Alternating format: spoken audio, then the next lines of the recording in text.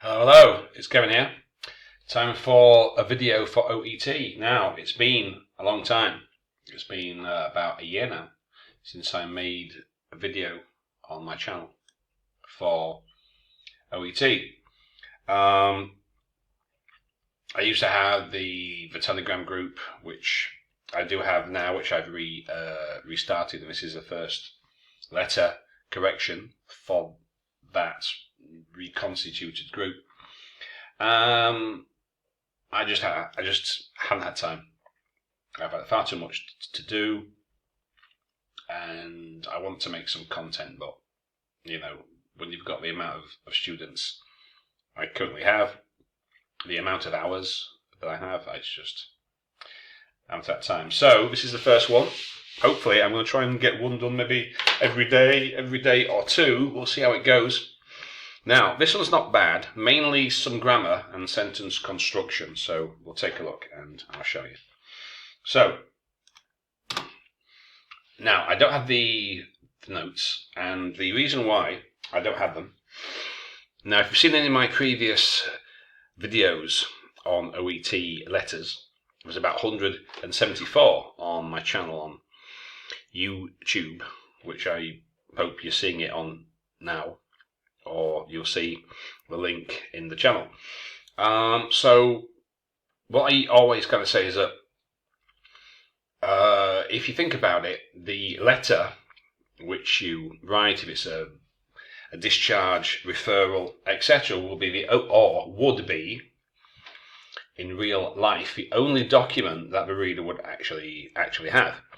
So they wouldn't have access to the case notes, so they couldn't compare your letter and the notes. Oh, that's what he means. That's what he's talking about. That's what that refers to, etc.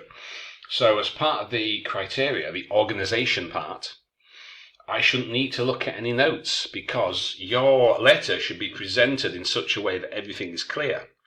I understand immediately, like the criteria says, immediate ease of access. I should be able to read it and immediately see what you're talking about, ideally. So that's why I don't have any case notes. So if I've got to ask any questions, if there's anything here that I'm scratching my head and I'm going who, where, what, why, how, then it hasn't worked. And obviously that's no good. So Mr. Derek Romano. Now usually on the case notes it has the DOB, so you would put the year, date, etc. But we've got 46 years old here, so that would do fine. So, urgently transfer Mr. Romano, who has a typical chest pain. Now, atypical chest pain? Is that just one pain, or typical chest pain in general? Typical of what? So I would be curious about what does that mean. Now, we don't need his, right? Use possessive pronoun, relative pronoun, that, which, who, whom, whose, and whose, ECG, right? So who has, who, him, and whose, possessive, ECG, revealed an acute ST elevation myocardial infarction. Okay, so that's pretty clear. Urgently transfer this patient. So as the reader, the registrar, emergency department, okay, that's what I need. I need that purpose to be clear. What is it you want me, the reader, to know or to do? So what you've got to do now is construct your narrative. Tell me the story, the background of why you want me to urgently accept this patient. So Mr. Romano was a patient of mine. Well, you don't really need that because you won't be referring somebody else's patient. So if you wanted to do it, you could, my patient, you could put it there, or simply Mr. Romano. So obviously it's like irrelevant information. They want you to be as concise as possible. So you shouldn't have to say he's my patient, because you wouldn't be referring someone else's patient. At least I don't think so. Mr. Romano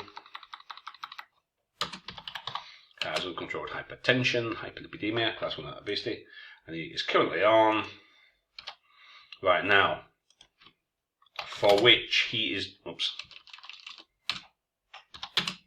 for which he is non-compliant.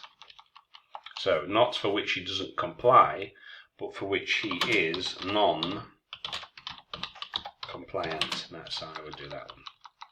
He doesn't comply, or for which. So because you've used which as a relative pronoun, you put for which. We don't need that. Yeah, for which he's non-compliant. Today, Mr. Romano presented with a crushing retrosternal chest pain, so 1 hour before. Right. Before what? So make it previously. Previously, he appeared to be in distress, So, today, a comma. Mr. Romano presented with a crushing retrosternal chest pain, started 1 hour previously. He appeared to be in distress and was, so presented, appeared, started, moreover he is. So, and was diaphoretic and mildly dyspneic. His BP is 160/100, oscillation reveals instances of acute inferior SMI. He was immediately administered intranasal oxygen, 4 milligrams morphine, but both still high. We were transferred to emergency shot by ambulance. We don't really need an article. It's countable, obviously. I would appreciate you urgently assess his condition, possible precautionary intervention. Please note he smokes a pack of cigarettes daily. Okay, that's good, because they want to kind of know this, because lots of places won't treat you if you're a smoker, etc. And you don't need to say he is a smoker and he smokes. Just like say, please note he smokes a pack of cigarettes every day or daily. Any queries, please feel free to contact me. So that's good, pretty straightforward. If we check the word count, this actually looks a little bit short, but let me just check and see. So that's 155, yeah, so that is a little bit short. Now, they've said that they don't count the words, and that 180 to 200 is a recommendation, but if it's less than 180, they usually think, because if you have, that's like a memorized thing, so they would probably just count this. But still, it's a little bit short. The reason why they say 180 is because 180 words is meant to be a minimum required for adequate assessment. So if you're doing less than 180, they will see it. I mean, it did look a little short here to me. So maybe there's something there's some information that you could add that's omitted, or maybe boost your sentences a little bit. So that's clear, good, but a bit too concise. And we need to watch some of the grammar. Okay, so watch the articles, make sure your prepositions are okay, to, be, verb forms, conjunction, etc. Okay, so not too bad, just a little bit of grammar, and it needs to be a little bit longer. Maybe there's something that you could add that was omitted out of the notes, but not a bad effort at all. Okay.